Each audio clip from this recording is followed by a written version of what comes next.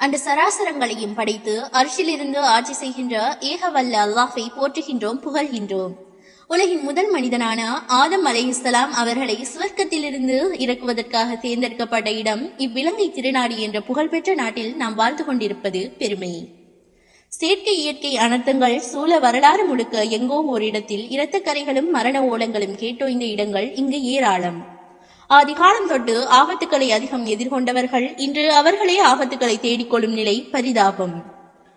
உயிர்களை காக்கும் விடயத்தில் இறைவன் தனது திருமறையில் ஒரு உயிர் காத்தாலும் ஒட்டுமொத்த உயிர்களையும் காத்தமைக்கு சமம் என கூறுகின்றான். மேலும் மாணவி அவர்கள் ஒருவரது மரணத்தில் கலந்து கொள்ளுதல், அதற்காக செயற்படுதல் 2 கீராத் நன்மைகளை பெற்றுத்தரும் என மொழிந்துள்ளார்கள். ஒரு கீராத் நன்மை என்பது உகது மழை அளவு என்ற விடயத்தை நீங்கள் அறிந்திருப்பீர்கள். அதன் அடிப்படையில் ஒரு நிலையான செயற்பாட்டிற்கான வழிவகை இங்கு தேவையாகின்றது. 2024 ஆண்டின் கணக்கெடுப்பின்படி வாகன விபத்துகளால் சுமார் 1500 பேருக்கு மேற்பட்டோரையும், நீராபத்துக்கள் மற்றும் அனர்த்தங்களால் 1000 பேரையும் இலங்கை திருநாட்டு பிரஜைகளை நாம் இழந்து கொண்டிருக்கின்றோம். சரியான உணவு கட்டுப்பாடின்மை மற்றும் சீரான உடற்பயிற்சியின்மை மக்களிடையே தற்போது நோய்களை அதிகமாக்கியுள்ளது.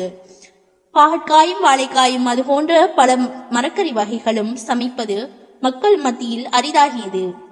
பழங்களில் அதிகமானவை வற்புறுத்தி பழுக்க வைக்கும் காலமாகியது.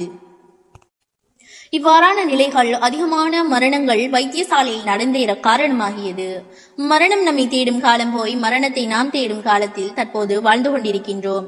அகில இலங்கை ஜனாசா அவசர சேவையானது விரைவாக மாவட்டம் விட்டு மாவட்டத்திற்கு ஜனாசாக்களை எடுத்துச் செல்வதற்காகவும், அனர்த்த அவசரங்களின் போது தனியாகவும் கூட்டாகவும் தேவைக்கு ஏற்ப அவசர வைத்திய துறையோடும் பாதுகாப்பு துறையோடும் இணைந்து மக்களுக்கான சேவையை முன்னெடுக்க உருவாக்கப்பட்டது. இச்சேவையானது அகில இலங்கை ரீதியாக மாவட்ட குழுக்களை அமைத்து அதற்கு பொறுப்பாக ஒருங்கிணைப்பாளர், பிரதி ஒருங்கிணைப்பாளர் என அமைக்கும் பணியில் ஈடுபட்டு வருகின்றது.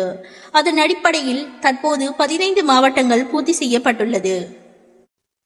சகல மாவட்டத்திற்குமான ஒருங்கிணைப்பாளர்கள் ஒழுங்கு செய்யப்பட்ட பின்னர் பொதுக்கூட்டமும் நிர்வாக தெரிவும் நடைபெறும். இனி ஒரு மாவட்டத்தில் இருந்து இன்னொரு மாவட்டத்திற்கு ஒரு ஜனாசாவை எவ்வாறு விரைவாக கொண்டு செல்கின்றன என்பதை பற்றி நோக்குவோம். ஒரு மாவட்டத்தில் இருந்தோ அல்லது பிரதேசத்தில் இருந்தோ ஜனாசா பற்றிய தகவல் அகில இலங்கை ஜனாசா அவசர வாகன சேவையின் தற்போதைய பொறுப்பாளர் காதர் சார் அவர்களுக்கு கிடைத்தவுடன் விடயம் பொதுச் செயலாளர் ரியாத் ஹாஜியார் அவர்களுக்கு கூறப்பட்டு அவசரமாக அந்த ஜனாசா பற்றிய அறிவிப்பு குழுமத்தில் போடப்படும்.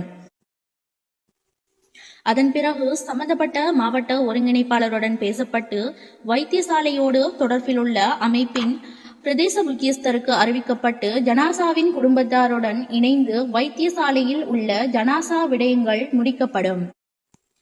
அதன்போது எந்த இடத்திற்கு செல்வது என்பது பற்றிய முடிவு எடுக்கப்பட்டு ஜனாசா அவசர வாகனங்களில் ஏற்றப்படும்.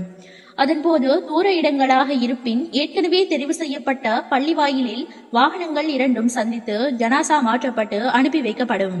இதுவே அதன் நடைமுறையாகும்.